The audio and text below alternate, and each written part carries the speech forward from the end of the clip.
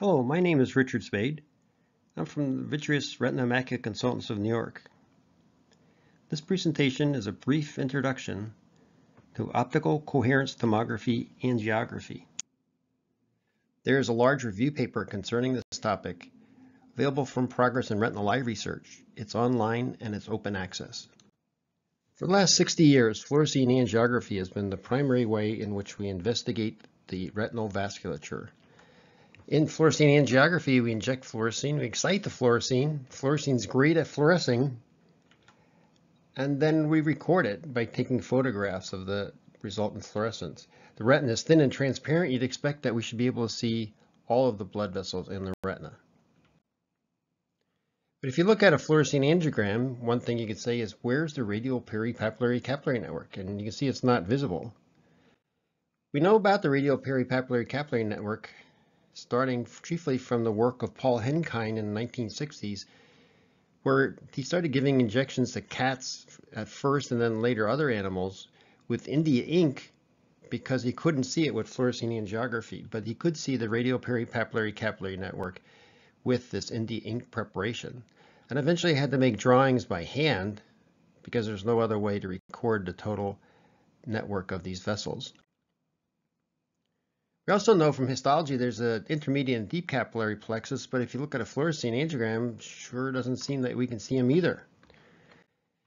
Here's a drawing that was made by Snodderly and co-workers in 1992. They used confocal microscopy and eventually made a 1 meter by 1 meter drawing using colored pencils of the vascular network in the foveal region, because there was no other way to record these blood vessels at the time.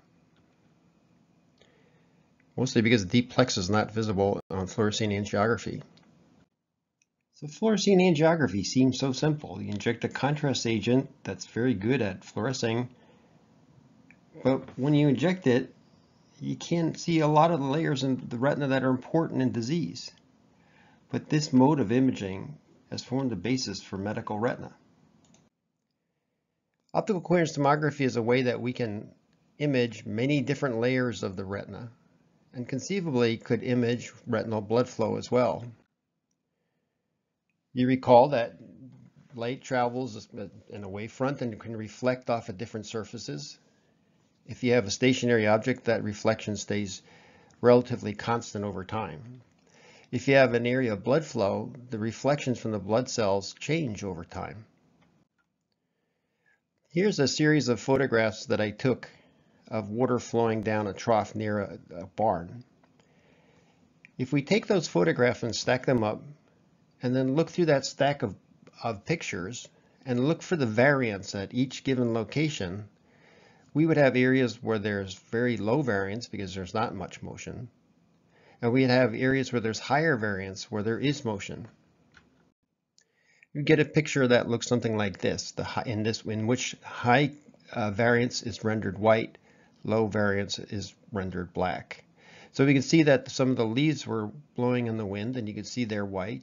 And you can certainly see that the water, because it was moving, is white. And we can even see very deep into the photograph, moving water that wasn't so obvious with looking at the sequence of just plain photographs. So this is called motion contrast. There are two main types of OCT. In this case, spectral domain OCT is shown. There's a broadband light source that supplies the illumination. It's split into the reference arm and also into a sample arm. Light reflecting from a reflector in a sample arm is then combined, and it makes an interferogram. There's frequency encoding of depth in this interferogram. Using a Fourier transform, this can be then decoded to show a single blip corresponding to the reflection. With swept source OCT, there's a tunable laser that sweeps through a range of frequencies. This light is then directed to the sample arm and into the eye, and the light returning from the eye is mixed then with the reference arm, and is detected by a somewhat different kind of detection system than with spectral domain OCT. The result is somewhat the same though. The interferogram is interpreted with a Fourier transform. OCT angiography is done by comparing multiple pictures. This can be done in a number of different ways as well. Some systems use the full resolution OCTs, and those are compared. There's another way that's called split spectrum amplitude decorrelation, which does somewhat different technique, in which the spectrum is split into parts. Now each part then has a lower resolution, but because they're essentially independent entities almost at that point, they could be averaged together, and there's a reduction of both noise and speckle. So there's different ways of displaying the information. It could be on FOSS. You could show B scans with a flow overlay or volume rendering. When we scan the eye, we get a block of information.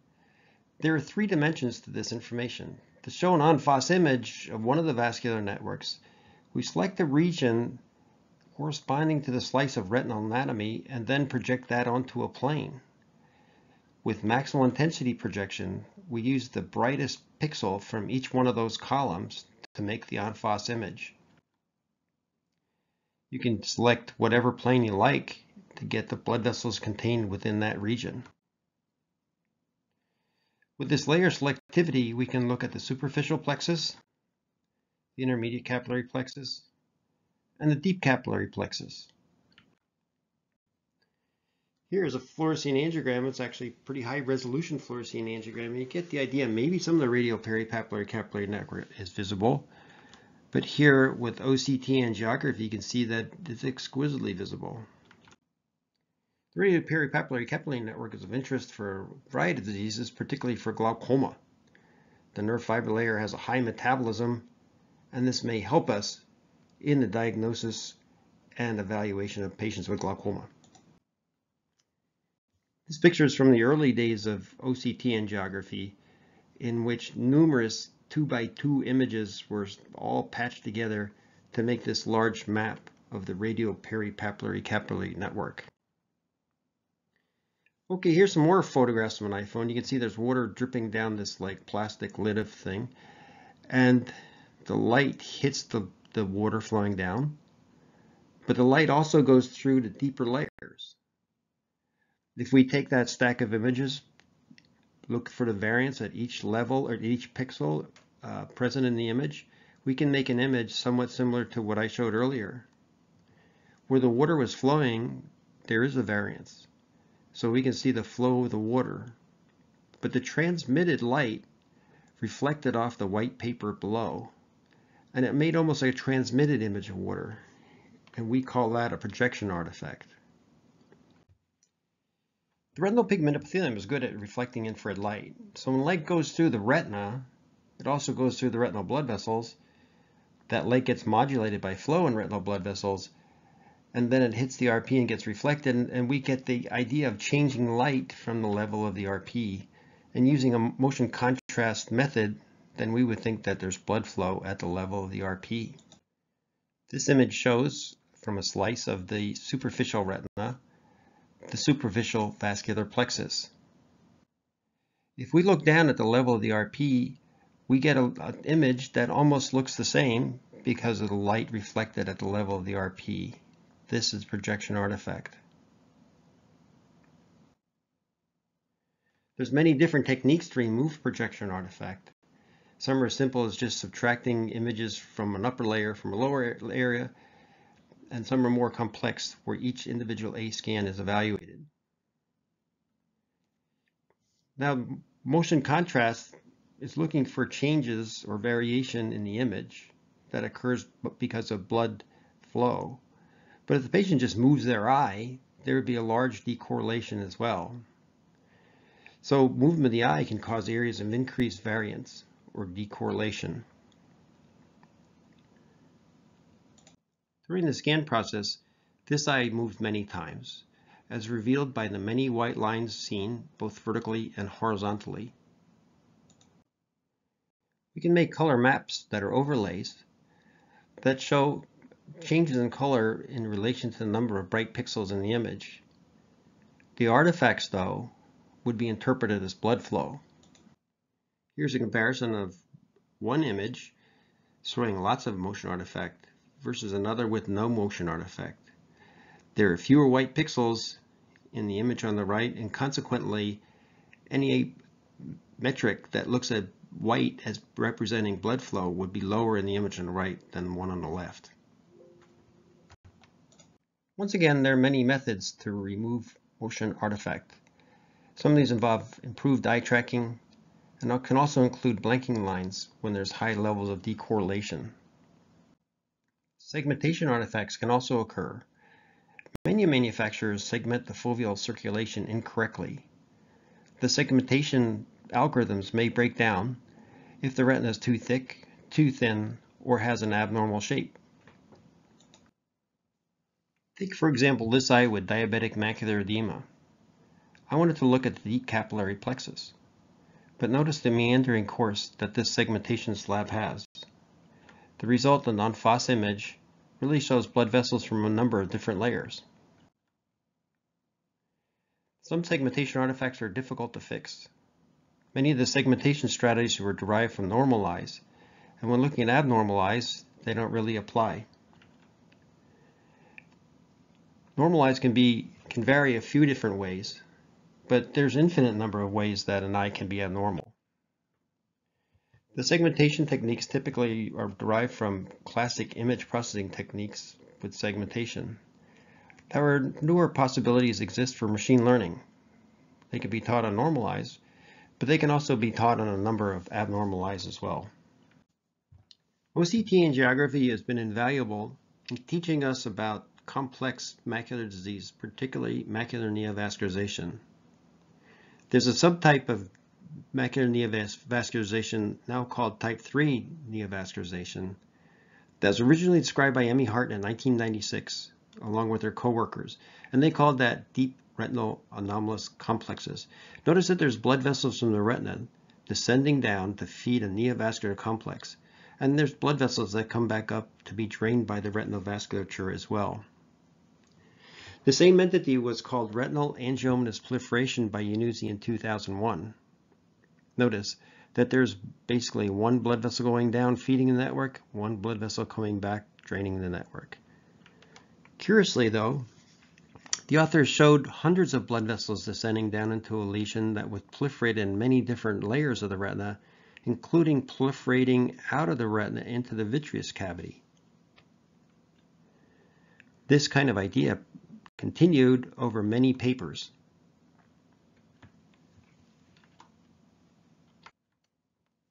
We can look at histology of type 3 neovascularization, and indeed there is a localized area shown by this black arrow of where there is a proliferation of blood vessels, but it was a circumscribed mass of endothelial cells with vascular channels. There's an artifactual retinal attachment. But note that the blood that was present in the eye was well away from the neovascularization. There's also edema fluid, again well away from the neovascularization. Michael Tolentino and co-workers found an interesting aspect of vascular endothelial growth factor when it was introduced into a monkey eye. We are all familiar with the idea that vascular endothelial growth factor causes vascular leakage. However, when it's injected into a monkey eye, very little neovascularization was seen, almost none. But what was seen was leakage, hemorrhage, and telangiectasis. So elevated VEGF seemed to be necessary but not sufficient for new blood vessels to grow in the retina. However, it was sufficient to cause hemorrhage, leakage, and telangiectasis. Here's an interesting case. This patient had type 3 neovascularization in the fellow eye. This eye was followed over time. Note there's some small cystoid spaces in the outer retina. Shortly thereafter, the patient seemed to develop a new blood vessel in the inner retina that descended posteriorly. There's still a small amount of edema shown by the white arrow and a little red plum-like excrescence of neovascularization extending into the outer nuclear layer. So the patient appears to have feeding and draining vessels as shown by the green and yellow open arrows. The OCT shows a huge amount of cystoid edema and larger regions of neovascularization as shown in red. Note the subretinal exudation present as shown by the arrow. Patient was given an intravitreal injection of an anti-VEGF agent. Here, seen 1 month later, the blood vessels demarcated by the arrows are no longer visible. There is remarkable regression of the edema and exudation, and the neovascularization is no longer red, indicating that there's a lack of perfusion. These are fundus photographs from the patient, both pre-treatment and post-treatment. In the pre-treatment photograph, the yellow and green arrows point to those descending blood vessels that go down to the neovascularization deep in the retina. After injection of an anti-VEGF agent, these vessels disappeared, as did the neovascularization. Here's a proposal for type 3 disease that was developed from looking at these images as well as others. Increased VEGF may exist in the retina. In many of these patients, there are detached RP cells that have migrated up into the retina, and all of these patients show poor choriocapillaris flow. This increased VEGF, thus elicited, may cause leakage and hemorrhage throughout the retina. In susceptible individuals, it may also lead to neovascularization that descends towards the outer retina across the VEGF gradient. Fully formed, the neovascularization extends down to the outer retina. Thus, type 3 neovascularization may be a retinal vascular response to poor choriocapillaris perfusion. Note that the increased VEGF elicits the edema and hemorrhage that is widespread through the retina. The hemorrhage and edema are not necessarily due to neovascularization itself. Here's a volume rendered image of a patient with type 3 neovascularization showing the edema in aqua and some hemorrhages as shown in red. After one anti-VEGF injection, there was a remarkable regression of the edema and of the hemorrhage, even though the neovascularization was really quite small. Early images of CT and MRI were cross-sections, but as early as 1983, volume rendering was being performed. Here's a more recent example of modern volume rendering used in radiology. Volume rendering is possible with OCT angiography. In this case, this patient has a retinal capillary macroaneurysm shown in red. The edema associated with this macroaneurysm is shown in blue in cystoid spaces in the internuclear layer, in aqua in the outer nuclear layer. This patient has macular telangiectasis type 2, also known as MACTEL type 2. In A, there's a fluorescein angiogram of this patient, and it shows an area of late staining. Volume rendered OCTA shows in B, shows that the blood vessels are drawn into a sort of an epicenter in the area of the arrow. C shows a close-up of this. There are blood vessels that are deeper than the deep plexus present in MACTEL type 2, and they seem to be blood vessels that have subsided from the deep plexus downwards towards retinal pigment epithelium. These are shown in yellow. This whole block of information, the whole volume rendered image, was reversed or turned over so that we can see that those yellow deeper vessels in D. This is a video that's where I rock this back and forth so you can see that there is a sort of depth to those blood vessels, and this yellow deeper blood vessels is much deeper than the deep plexus otherwise. Interestingly, this patient was followed over many years, and you can see how the blood vessels highlighted at the branching points by the arrowheads on the left changed in the right as this lesion started to contract inwards towards itself. This is a vector field of the changes in the retinal anatomy that occurred over time with MACTEL 2 as this drew on itself. This is another volume rendered OCT angiogram of a patient with MACTEL, and you can see how these blood vessels are drawn in towards the epicenter and also posteriorly. The color coding goes from blue from the superficial vascular layer, red is the deep plexus, and yellow is below the deep plexus. The aqua spaces are areas of cavitations. The green open arrowhead points to a very angled retinal blood vessel that seems to be being pulled across the foveolae vascular zone into this network. The retina has the highest oxygen utilization of any tissue in the body, and most of that is by the photoreceptors, particularly the outer portion of photoreceptors, and most of that is by the ellipsoid zone. The ellipsoid zone in photoreceptors is an area where mitochondria occupy about 75% of the volume of the cell at that point. And they have a very unusual anatomy. They're packed in, but they're long spaghetti-like sort of structures, as opposed to the kidney bean type mitochondria that are found in other cells. Only about 5 to 10% of the ocular circulation goes to the retina, and even that doesn't supply the entire retina. It only supplies the inner retina, not the area where the photoreceptors are. That circulation comes from the choroid, and the choroid is this highlighted area seen on the lower left. The choroid has the highest blood flow of any tissue per gram in the body. It's usually about 250 to 350 micrometers thick, and oxygen diffuses up from the choroid into the retina. The choroid itself is a remarkable feat of engineering. There are about 12 to 20 short posterior ciliary arteries that bring blood into the choroid in the posterior pole. This blood pressure comes in at about 70% of the systemic blood pressure. Within a 250 to 350 micrometer thickness, this all branches out, and the pressure is reduced to about 20 millimeters of mercury to supply the choriocapillaris. The blood flow in the choroid is about 20 times more than that in the retina. The choriocapillaris is a dense interlocking capillary network that you can see here. There's one thought that the choriocapillaris blood vessels themselves had a lobular arrangement. At least in the posterior pole, they do not seem to have that. In the equator and more peripheral part, they do seem to have a specific lobular arrangement. Phil Luther and co-workers found that the arterial and venular supply to the choriocapillaris is actually quite randomly distributed. Of interest is that the choriocapillaris, the mesh, is formed way before the blood vessels in the choroid are formed. It's only later that the larger blood vessels are formed, and they then anastomose with the choriocapillaris.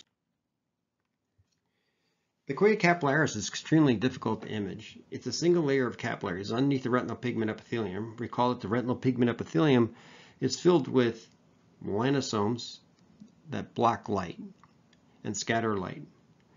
The choriocapillaris has a very dense structure and has a small feature size.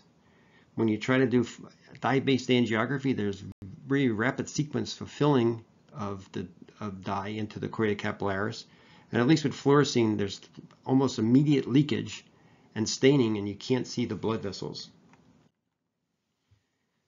Here's an illustration from Harada Negi from a chicken showing the interconnected network of capillaries that comprise the choriocapillaris. And here's the outer side of it, showing the dense feeding by arterioles and drainage by venules. Hayray tried to study the blood flow in monkeys, but it all occurred too rapidly. So what he did was he increased the pressure in a monkey eye to a very high level so that the blood flow slowed down. And this gave him the idea of a lobular area of flow. He thought that lobules were actual anatomic structures, but it does seem now, from our current understanding, it's more based on pressure gradients emanating from arteries and being drained from veins, but neither one of those are really set in an organized fashion. We can use OCT angiography to look at the choriocapillaris of a patient. Note that we don't really see the blood vessels so well. We get the idea there may be a mesh here, but there's areas highlighted by the yellow arrows that show areas of where we don't seem to get any flow signal. And those are called flow voids or signal voids or flow signal voids. Flow voids is an idea from MRI in which the blood flow was too fast and therefore it appeared dark. But in this case, there doesn't appear to be actual blood flow, at least that instant that we took this OCT angiogram. But it's a kind of a curious thing. Why would a 28-year-old have little areas of what appears to be a lack of flow in the choriocapillaris? We can look at an older person and we can see there's much more in the way of absent chorea capillaris flow. This patient has many flow deficits or flow voids in their chorea capillaris. There's a curious concept, though, concerning these flow voids. We can actually binarize this image and count how many flow voids there are. We can also count them by how big they are. And when we graph that, we get a bar graph that looks like this. That may not look like much, but this graph gives a clue to the distribution of the size versus number. If we use a log-log plot for a power law relationship, where we look at the log number versus the log rank, we get a straight line. And indeed, if we do that, look at the log number of flow voids versus the log area of the flow voids, we also get a straight line. The idea of a power law was really first examined by George Kingsley Sipf. He was a Harvard professor that looked at the English language. And he noticed that the most commonly used word in the English language used twice as often as the second most commonly used word. The most commonly used word was used 10 times more often than the 10th most commonly used word. This went throughout the whole English language. The 10th most commonly used word was used 10 times more often than the 100th most commonly used word. And when he graphed this out, it formed this unusual curve. When plotted on a log-log plot, it forms a straight line. The interesting thing is that when Wikipedias of 30 different languages are examined, they all followed that straight line, indicating a power law distribution for words in all 30 of those languages. And you can see that it exists over 12 log units. The implications and modeling of flow voids based on the power law relationship are beyond the scope of this introductory talk. If you're interested in power laws, though, they're very interesting and they're at the heart of self-organized criticality and of fractals. I recommend this book by Purbach, How Nature Works. To improve our ability to see the chorea capillaris of OCT angiography, frame averaging has been used by a number of authors. There are different methods to do this. Here's a method by Uji et al. The chorea capillaris is difficult to average because it has such a granular look to it. Registration is very difficult. To improve the ability to register the images, we put different images in different colored channels. We put the superficial vascular plexus into one channel, blue channel, chorea capillaris in the green, and deep plexus in the red. This makes a funny looking RGB layer composite, but image registration is possible with this method. So once the image is registered, you average the image and you split those 3 different channels back out into their grayscale components, and you get averaged image of both of those. So then it's all can be done automatically using ImageJ. And here, it's pretty highly reproducible kind of thing. Then my chorea capillaris, and you can see it doesn't change much from one image to the next. Here's an anonymous subject. It's John Sorensen. He's one of my partners in my practice, and you can see his chorea capillaris. We also did this on monkeys on this anonymous subject right here, and you can see the chorea capillaris and the average superficial vascular plexus are quite nice. We did this with Jemmy Chung. It's also possible to analyze these chorea capillaris images by skeletonizing the binary image, and then you can see the overlay here quite accurately represents the binarized image. And from those two things, we can calculate a number of different parameters about the eye and the chorea capillaris. We can also look at different diseases inside the eye. Here's a patient with acute posterior multifocal placoid pigment epitheliopathy in the acute phase of the disease with vision loss, and you can see the restoration of chorea capillaris flow over months in this patient as his vision returned. Also with Jemmy Chung, we did studies looking at the lobular filling with high-speed ICG angiography, and we did not see any venous collecting channels, and with image averaging we showed that there were none present in the chorea capillaris. As in everything else, machine learning and AI will have a huge impact on OCT angiography in terms of image enhancement, image interpretation, and also being able to provide metrics and measurements that would be hard to do by hand, making diagnosis off of OCT angiography, and also monitoring the response to treatment. This is strictly speaking not OCT angiography, but I was interested in the intermediate and deep capillary plexus in the retina, and I used ultra-high resolution OCT and extracted information from those using machine learning to generate this volume rendered version of the circulation. In particular, I was interested in connections down into the deep capillary plexus. The vascular connections are unusual in how they extend downwards and then open up to connect into the vascular network of the deep plexus. They look like the thing. This last topic is not strictly OCT angiography, but it is related. We generally think that OCT shows structural information. But actually, there's lots of information that we're currently not using. One is for flow. There are many potential methods to extract flow information from OCTs. This example of the red ROI is an artery and the green a vein. Note the red and green plots showing the blood flow in these vessels. You can also see the dichrotic notch in the arterial waveform.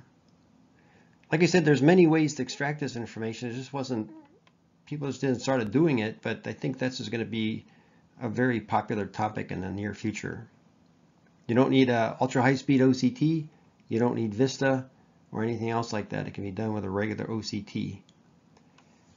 There's a possibility of using machine learning to expand this and to make it easier than what it currently is now. So this brief introduction for OCT angiography is coming to a close. We talked about OCT and image formation, how OCT angiography images are made, how they may be displayed. I showed you some disease examples in which OCTA was invaluable in understanding the pathophysiology of disease, and newer extensions from OCT angiography, including machine learning and blood flow evaluations. I thank you for your attention.